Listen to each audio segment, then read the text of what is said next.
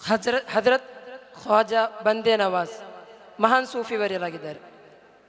ಆ ಪುಸ್ತಕ ಓದಿದಾಗಿನಿಂದ ಅವರ ನೆಲಬೀಡಾಗಿರುವಂತಹ ಗುಲ್ಬರ್ಗಾವನ್ನು ಒಮ್ಮೆ ಸಂದರ್ಶಿಸಬೇಕು, ಅಲ್ಲಿಗೊಮ್ಮೆ ಪಯಣ ಬೆಳೆಸಬೇಕು ಎಂಬ ಆಸೆ ಹುಟ್ಟಿಕೊಂಡಿತ್ತು.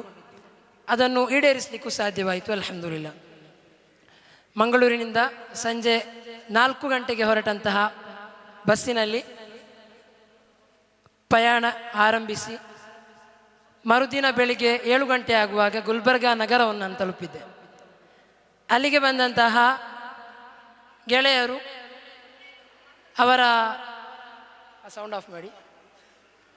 ಅಲ್ಲಿಗೆ ಬಂದಂತಹ ಗೆಳೆಯರು ನಮ್ಮನ್ನು ಸತ್ಕರಿಸಿ ಅಲ್ಲಿನ ಬೆಳಗಿನ ಉಪಹಾರ ತಯಾರಿಯನ್ನು ನೀಡಿ ನಮಗೆ ಸಂಚಾರಕ್ಕೆ ಸಹಾಯ ಮಾಡಿದರು. ನಮ್ಮ ಗಮ್ಯಸ್ಥಾನ ಬಂದೇ ನವಾಜ್ ಆಗಿದ್ದರು. ಗುಲ್ಬರ್ಗಾ ಎಂಬುದು ಹಲವಾರು ಇತಿಹಾಸಗಳನ್ನು ಹೊತ್ತಿರುವಂತಹ ಸ್ಥಳ, ಹಲವಾರು ಐತಿಹ್ಯಗಳನ್ನು ತನ್ನ ಮಡಿಲಲ್ಲಿ ಇಟ್ಟುಕೊಂಡಿರುವಂತಹ ಸ್ಥಳ. ಅದರಿಂದ ಬಂದೇ ನವಾಜ್ ನೋಡಲಿಕ್ಕೆ ಹೋದವರು ಬೇರೆ ಇತಿಹಾಸ ಸ್ಥಳಗಳನ್ನು ನೋಡಲಿಕ್ಕೆ ತಯಾರಿಯಾದ್ವಿ. ಮೊದಲಿಗೆ ನಾವು ಶೋರ್ ಗುಂಬಜ್ ಎಂಬ ಸ್ಥಳಕ್ಕೆ ಹೋದ್ವಿ. ಶೋರ್ ಗುಂಬಜ್ ಎಂಬುದು ಪುರಾತನ ಕಾಲದಲ್ಲಿ ಬಹಳ ದೊಡ್ಡ ಇತಿಹಾಸಕ್ಕೆ ಸಾಕ್ಷಿಯಾಗಿದ್ದಂತಹ ಬಹಳ ವಾಸ್ತುಶಿಲ್ಪ ವೈಭವವಿರುವಂತಹ ಒಂದು ಗುಮ್ಮಟ. ಈ ಗುಮ್ಮಟ ಕಾಣಲಿಕ್ಕೆ ಗೋಲ್ ಗುಂಬಜ್ ಥರಾನೇ ಇದ್ದರೂ ಗೋಲ್ ಗುಂಬಜ್ನಷ್ಟು ಮಾನ್ಯತೆ ಈ ಶೋರ್ ಗುಂಬಜ್ಗೆ ದೊರೆತಿಲ್ಲ. ಕಾರಣ ಏನಂತ ಹೇಳಿದರೆ ಅಲ್ಲಿಗೆ ಯಾರೂ ಅಷ್ಟು ಮಾನ್ಯತೆ ಕೊಡಲಿಲ್ಲ. ಹಲವರು ಹೇಳ್ತಾರೆ ಈ ಗೋಲ್ ಗುಂಬಜನ್ನು ಕಟ್ಟಲಿಕ್ಕೆ ಪ್ರೇರಣೆಯಾದ ಈ ಶೋರ್ ಗುಂಬಜ್ ಅಂತ. ಶೋರ್ ಗುಂಬಜ್ ಅಂತ ಹೆಸರು ಹೇಳುವಾಗೆ ಒಂದು ಕುತೂಹಲ ಆಗ್ತದೆ, ಶೋರ್ ಗುಂಬಜ್ ಅಂದರೆ ಏನು ಅಂತ.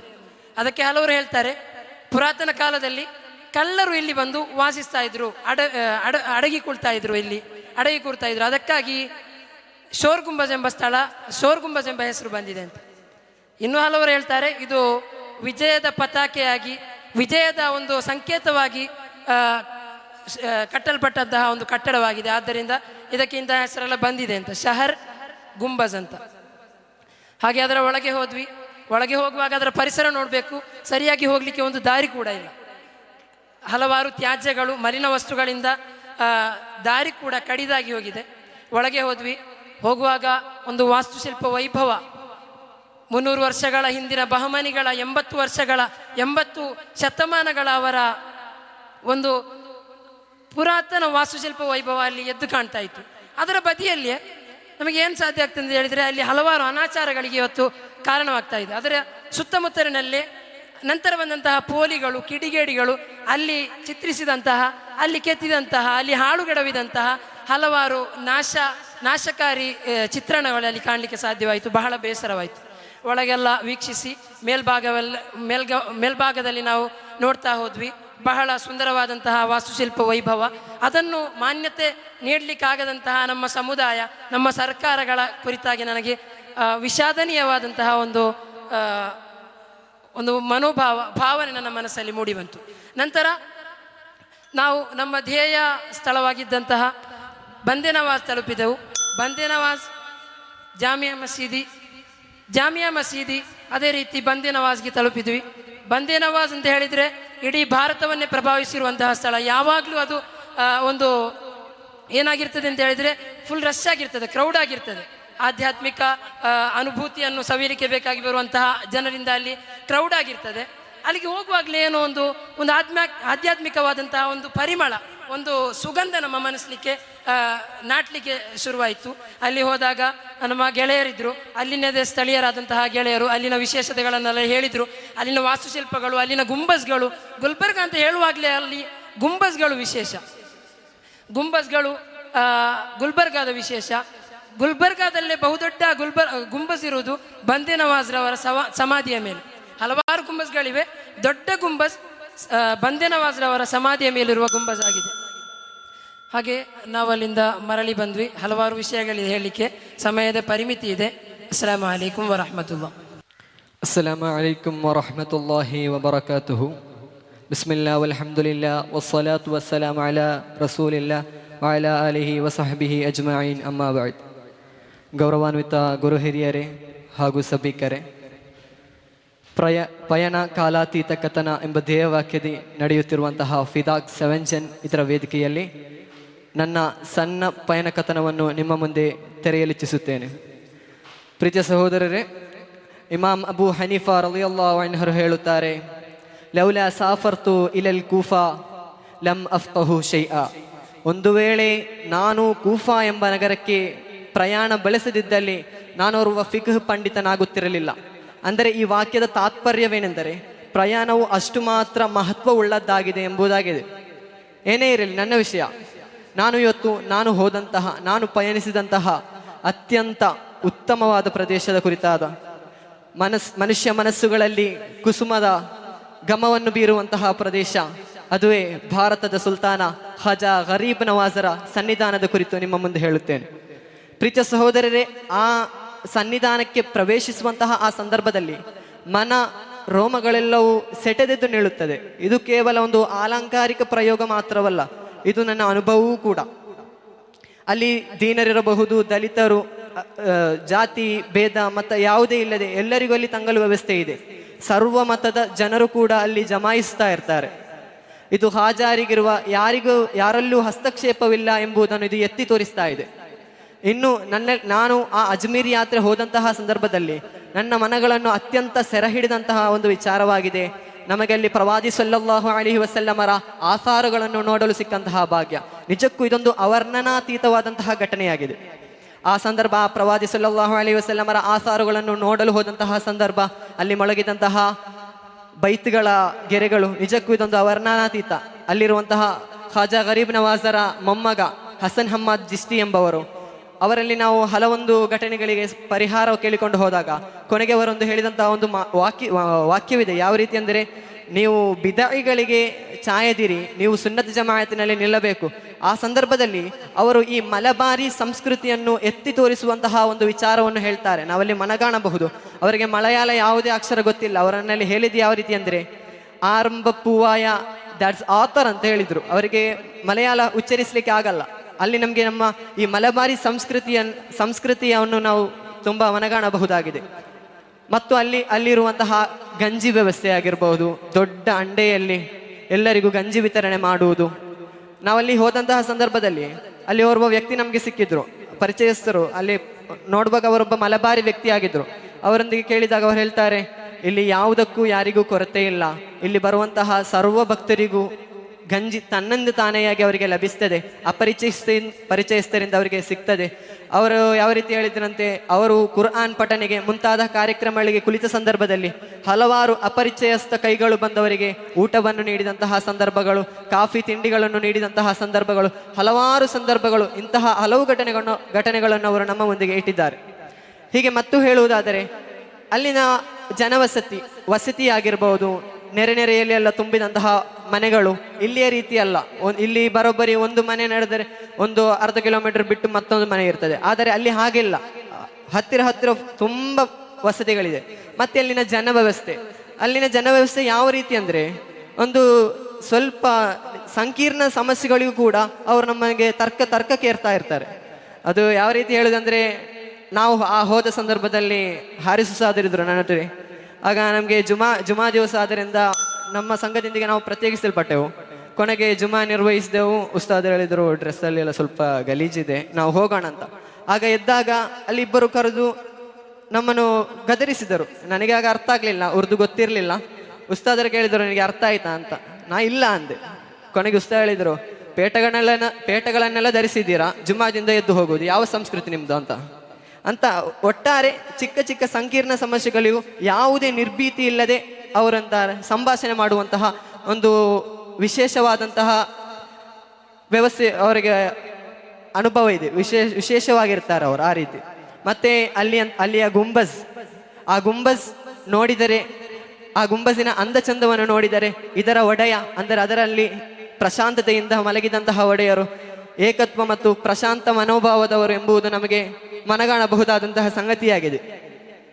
ಇನ್ನು ನಾವು ನೋಡುವುದಾದರೆ ಅಲ್ಲಿನ ಅನಾಸಾಗರ್ ಇರಬಹುದು, ಅವರು ಖಾಜಾದಂಗಳು ಕುಳಿತಂತಹ ಸ್ಥಳಗಳಿರಬಹುದು, ಇಂತಹ ಹಲವಾರು ಅಲ್ಲಿನ ಕವಾಲಿ, ಇಂತಹ ತುಂಬ ಸಂಸ್ಕೃತಿಯನ್ನು ನಾವು ಅಲ್ಲಿ ಮನಗಾಣಬಹುದಾಗಿ. ಇಷ್ಟೇ ಹೇಳಿ ನನ್ನ ಮಾತಿಗೆ ಚೊಕ್ಕ ವಿರಾಮ. ವಾಖಿರು ದಅವಾನಾ ಅಲ್ಹಮ್ದುಲಿಲ್ಲಾಹಿ ರಬ್ಬಿಲ್ ಆಲಮೀನ್. ವಸ್ಸಲಾಮು ಅಲೈಕುಂ ವರಹ್ಮತುಲ್ಲಾಹಿ ವಬರಕಾತುಹು. ಅಸ್ಸಲಾಮು ಅಲೈಕುಂ ವರಹ್ಮತುಲ್ಲಾಹಿ ವಬರಕಾತುಹು. ನಾನು ಇಂದು ನಿಂಗೆಲೆ ಮುನ್ನಲು ನಾನು ಪೋಯಂಕೆತೆ ಯಾತ್ರೆಡೆ ಅನುಭವ ಚೊಲ್ಲಗು ಬಂದರೆ അള്ളാഹു താല ഖുർആനിൽ ചൊല്ല ഖുൽ സീറു ഫിൽ അർദ് ഫൻദുറു ബദൽ ഖൽഖ്. നിങ്ങൾ ഭൂമിയെ സഞ്ചരിക്കോರು അള്ളാഹു താല സൃഷ്ടിച്ചെങ്കിತೆ ಸೃಷ್ಟಿದೆಲ್ಲ ಕಾಣೋರು ಅಲ್ಲಾಹು ತಾಲ ഖുർആനിൽ ಚೊಲ್ಲ. ನಾನು പോയെങ്കിತೆ ಪ್ಲೇಸ್ ಐಟಿಕಿಡು ಮತ್ತೇರನ್ ಚೆಲ್ಡೆ ಜಾಗ പശ്ചിമഘട്ടത്തിൽ മഞ്ഞിനുറഞ്ഞെങ്കിത്തെ ഇടി ഒരു പ്രകൃതിയിൽ ഒരു അടിപൊളി പ്ലേസ് ഉള്ളെങ്കിത്തെ ಮುಂಬೈ ಚೆಲ್ಡೆ ಜಾಗത്തിൽ ಉಲ್ಲಂಕಿತ ഒരു ಜಾಗ ಇಟ್ಟಿಕಿಡಿ ಮಾತೇರನ್ ഇവിടെ ഒരു 38-40 ಮುಟ್ಟ ವ್ಯೂ ಪಾಯಿಂಟ್ ಉಲ್ಲಂಕಿತೆ ഒരു ಪ್ಲೇಸ್ ಐಟಿಕಿರು ಮಾತೇರನ್. ಮಹಾರಾಷ್ಟ್ರ ಚೆಲ್ಡೆ ಸ್ಟೇಟ್ ರೀ ಮುಂಬೈ ಚೆಲ್ಡೆ ರಾಯತ್ತೆ ഒരു 90 കിലോമീറ്റർ ഇപ്പറ ಬಂದ ಸಾತಿಗೆ ನಾವು ಕಿಟ್ರೆ ഒരു ಪ್ಲೇಸ್ ಐಟಿಕಿಡು ಮಾತೇರನ್. ರಾಯತ್ತೆ ಪೋಂಡೆ ಹೆಂಗನೆ ನೋಕ್ರಂಡೆ ಹೆಂಗೆ ಊಡ್ರೆ ಪನ್ವೇಲ್ಗೆ ನೇರಲ್ಗೆ ഒരു 10 ರೂಪಾಯಿ ಟ್ರೈನ್ ಟಿಕೆಟ್ ಲೋಕಲ್ ಟ್ರೈನ್ ഔട്രെ മാത്തേരൻ ചില്ലറ രാത്രിക്ക് ഷെയർ ടാക്സി ഉണ്ട് പണ്ടുള്ളുണ്ട് അവിടെ 100 ರೂಪಾಯಿ ഉള്ളി ഞങ്ങൾ പോകുമ്പോൾ 100 ರೂಪಾಯಿ ಕೊಡ್ತಾರೆ. നിങ്ങൾ അവിടേക്ക് പോകണ്ടെങ്കിൽ ಬಯ್ಯ ಮಾಟ ಚೊರಾಕೊಂಡು ನಿಕ್ಕಂಡ ಗೆಬ್ಬು ಬಿಡುವಾರು അങ്ങനെ നിങ്ങൾ എന്തിനാ ಹಾಕೋರು ഒരു ഇപ്പം 100 ರೂಪಾಯಿ കൊണ്ടുവരും 200-300 ഉണ്ടല്ല ಹೆಂಗೆ എന്തിനാ ಹಾಕೋರು തെല്ല ചൊര ಹಾಕಿಡೆ അങ്ങനെಲ್ಲ ಹಾಕೋರು. അങ്ങനെ പോയെങ്കിൽ പോകുമ്പോൾ ഞങ്ങൾക്ക് ഒരു അടിപൊളി എന്തിരി ഈ ടോയ് ട്രെയിൻ എല്ലാം ഉണ്ട്. ടോയ് ಟ್ರೈನ್ ಚೆಂದಂಗೆ ಇಡೀ ಏಷ್ಯದಲ್ಲಿ ಮಾತೇರನ್ ಚೊಲ್ಡೆ ಪ್ಲೇಸ್ಗೆ ವಾಹನ ರಹಿತ ಜಾಗ ಅದು ಚೆಂದಂಗೆ അവിടെ ലോറി ಟಿಪ್ಪರ್ കാറ് ബൈക്ക് അതെന്തു കാണോക്കിട്ടില്ല ഒരു അടിപൊളി പീക്ക് ലെവൽ പ്ലേസ് ചെല്ല ചെന്നിട്ടായെങ്കിൽ ഇടീ കാട് നിറഞ്ഞെങ്കിത്തെ മഞ്ഞും പ്രകൃതി സൗന്ദര്യ ഇടീ പ്രകൃതി സൗന്ദര്യത്തെ ಇನ್ನೊರು ಪದ ಇಟ್ಟಿക്കിಡು ಮಾತೇರನ್ ಚೊಲ್ಲ. അങ്ങനത്തെ ഒരു അടിപൊളി പ്ലേസ് ഇട്ടിക്കിട് ചെന്ന ഗാഡി അതെന്തില്ല കാലി കുതിര ടോയ് ട്രെയിൻ കാല് നടക്കണി ഇടീ മാത്തേരൻ ചൊല്ലെ ರಾಯತ್ತೆ കാല് നടന്നിട്ട് നോക്കരണ്ടായെങ്കിൽ 38 കിലോമീറ്റർ മുട്ട ഞങ്ങൾ എന്തിരി നടന്നിട്ട് നോക്കാൻ അത്ര ഒരു പ്ലേസ് ഉണ്ട്. ആ 38 കിലോമീറ്റർ നടക്കുമ്പോൾ ഞങ്ങൾ സരിസുമാർ ഒരു 40 മുട്ട വ്യൂ പോയിന്റ്സ് ഞങ്ങൾ കാണാൻ കിട്ടും. അങ്ങനെ ഞങ്ങൾ ഇങ്ങനെ പോയോണ്ടിരിക്കുമ്പോൾ ഫസ്റ്റ് ഞങ്ങൾ കിട്ടിയ പ്ലേസ് ഒരു വെൽക്കം അവിടെ പോയ സാത്തക്ക് വെൽക്കം ടു മാത്തേരൻ ചെന്നിട്ട് ഒരു 50 ರೂಪಾಯಿ എന്തിരി ഞങ്ങൾ ഇത് കൊടുക്കറ എൻട്രി ഫീസ് അത് കൊടുത്ത സാത്തക്ക് ഇങ്ങനെ പോകുമ്പോഴത്തേക്ക് ഞങ്ങൾ ഫസ്റ്റ് ആറായത്തെ ഒരു ധാന്യങ്ങളെല്ലാം കാണുവാക്കിട്ട് നെല്ലിക്കായ് പേരങ്കായ് അങ്ങനെ പല പല ആറായത്തിലുള്ള ആ കാടിലുള്ളെങ്കിൽ പല പല ധാന്യത്ത് അങ്ങ് പല പല ರೂಪത്തിൽ ഞങ്ങൾക്ക് ಸೇಲಾക്കിടാറ് ഇങ്ങനെയെല്ലാം ಸೇಲಾಕೊಂಡು ഞങ്ങൾക്ക് അതിൽ ಗೊತ್ತವಡು അങ്ങനെ എതിർ പോയ സാത്തക്ക് ಅಂಗಡಿ ഇങ്ങനെ കിട്ടിയോണ്ട് പോകുന്നു. അപ്പം ഞങ്ങളിൽ ബാഗ് ഇക്കില്ല ട്രക്കിങ് ബാഗ് നല്ല വെയിറ്റ് ഉള്ളെങ്കിൽ ട്രക്കിങ് ബാഗ് അത് ഇട്ടിട്ട് നടക്കണമെങ്കിൽ ഒരു 38 കിലോമീറ്റർ നടക്കട ചൊന്നെങ്കിൽ സാധ്യമില്ല നടുപൊലിയോ പറമ്പത്തു. അങ്ങനെ ഞങ്ങൾ എന്തിനാക്കണം ബാഗിടെ ಅಂಗಡಿയിൽ വെച്ച് പോകണം. അത് ರಾಯತ್ತೆ പോലെ luxury hotel lodge building car bike ಇಲ್ಲತ್ತ ರಾಯ ಹೆಂಗು ಔಡ್ರೆ ಆಲ್ಮಾರ್ಗ ಪೈಸಾಕುಗುಲ್ಲ ಎಲ್ಲ ತಿರುವಂಗ ಗೊಂತುಂಡು ಜಸ್ಟ್ ഒരു ബാഗ് കൊടുത്തത് പിടിച്ചെങ്കിൽ 300 ರೂಪಾಯಿ 200 ರೂಪಾಯಿ അങ്ങനെയെല്ലാം ഉണ്ട്.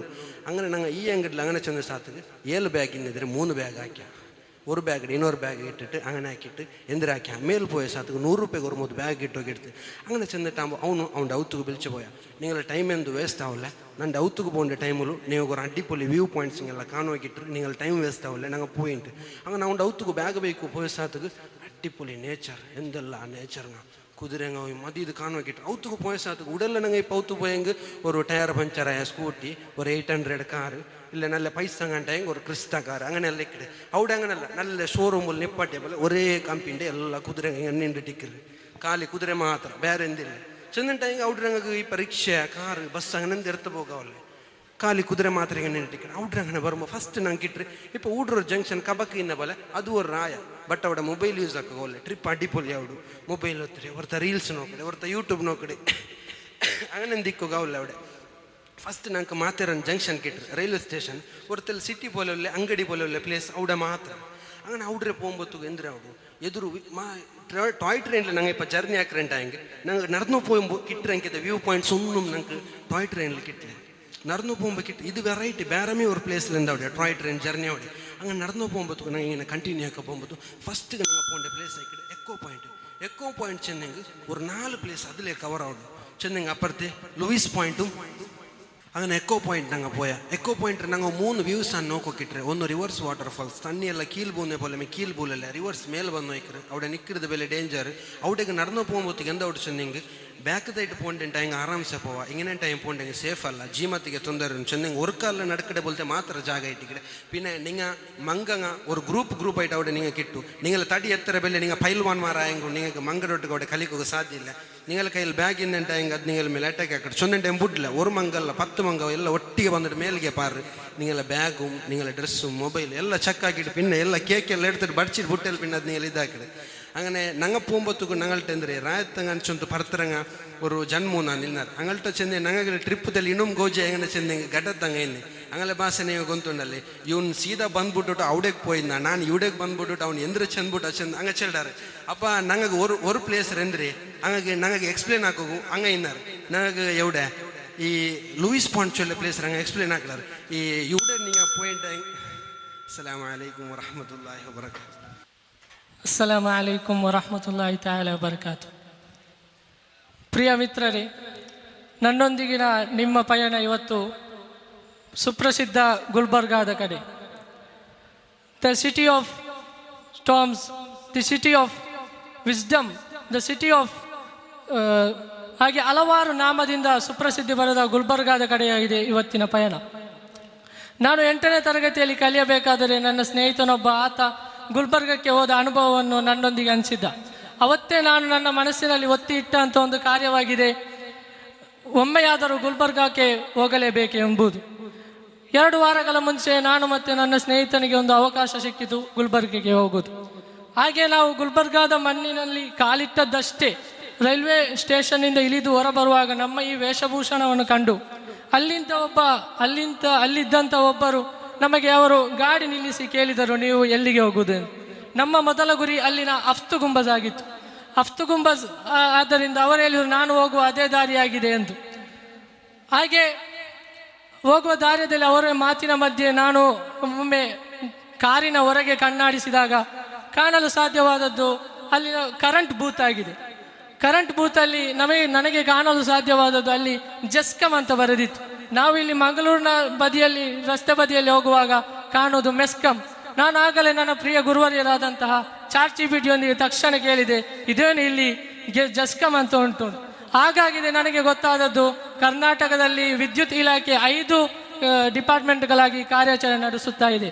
ಒಂದು ಮೆಸ್ಕಮ್, ಮತ್ತೊಂದು ಎಸ್ಕಮ್, ಮತ್ತೊಂದು ಜಸ್ಕಮ್, ಹೀಗೆ 5 ವಿಭಾಗಗಳಾಗಿ ಕಾರ್ಯಾಚರಣೆ ನಡೆಸುತ್ತಾ ಇದೆ. ಒಂದು ನಮಗೆ ಗೊತ್ತಿಲ್ಲದ ವಿಚಾರ ಕಾಣುವಾಗ ಅದರ ಕುರಿತು ತಿಳಿಯುವುದು, ಅದರ ಕುರಿತು ಅಧ್ಯಯನ ಮಾಡುವುದು ನಮ್ಮ ಪ್ರಿಯ ಶೈಖುನ ಉಸ್ತಾದರ ಒಂದು ಬುದ್ಧಿ. ಆದರೆ ನಾನು ಕೂಡ ಅದೇ ರೀತಿ ಈ ವಿದ್ಯೆ ಕಲಿಯಲು ನನಗೆ ಗುಲ್ಬರ್ಗಕ್ಕೆ ಹೋಗಬೇಕಾಗಿ ಬಂತು. ನಂತರ ನಾವು ಹೋದದ್ದು ಅಫ್ತು ಗುಂಬಜ್. ಅಫ್ತು ಗುಂಬಜ್ ಎಂಬುದು ಇಂಥ 7 ಗುಂಬಜ್ಗಳು ಅಲ್ಲಿವೆ.